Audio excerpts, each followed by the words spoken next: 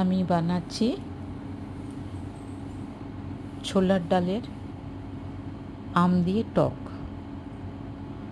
তো সবাই ছোলার ডালটা ভিজিয়ে বেটে ভেজে নেয়, ভেজে নেওয়ার পর টক বানায়। আমি অমনি বানাচ্ছি না, আমি ডাইরেক্ট টকে ছোলার ডালটা পিষে দিচ্ছি। তো প্রথমে তেলের উপরে একটু সর্ষে, একটু জিরে, হিং আর শুকনো লঙ্কা দিয়ে দিয়েছিলাম। তারপরে জল দিয়েছি।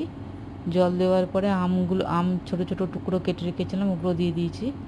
নুন হলুদ দিয়েছি, একটু সর্ষে বেটে ছেঁকে ও জলটা দিয়ে দিয়েছি। তো ফুটছে, ফোটার পরে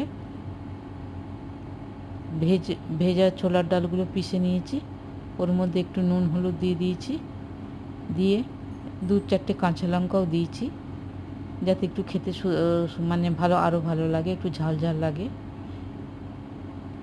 তো তারপরে ফোটার পরে আপনারা দেখতে পাচ্ছেন ডাইরেক্ট আমি ছোলার ডাল পেশাটা বড়ির মতো করে ওই টকের উপরে দিয়ে দিচ্ছি আস্তে আস্তে। তো দেখুন কেমন হয়েছে, একদম দেখতে খুব সুন্দর হয়েছে, খেতেও খুব সুন্দর হয়েছিল। তো আপনারা বানিয়ে খেলে দেখলে খুব ভালো লাগবে। ওপর দিয়ে একটু সর্ষের তেল আমি দিয়েছি, ওটা আপনাদের পছন্দ মতো।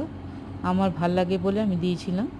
তো আপনারা ভালো লাগলে দিবেন, না দিয়ে উপর দিয়ে আরেকবার ফোড়নও দিতে পারেন, দেখতেও সুন্দর লাগবে, খেতেও ভালো লাগবে। দেখুন টক তৈরি হয়ে গেছে, একদম কারার মতো লাগছে, খেতে খুবই সুন্দর হয়েছিল। আপনারাও বানিয়ে খান, খেতে খুব ভালো লাগবে। খাবার পরে আপনাদের এত ভালো লাগবে, আমাকে নিশ্চয়ই মেসেজ করবেন আপনারা। তো এই আম আর ছোলার ডালের হেলদি টকটা খেয়ে কেমন লাগে আমাকে নিশ্চয়ই মেসেজ করবেন, লাইক করবেন, শেয়ার করবেন। Thank you.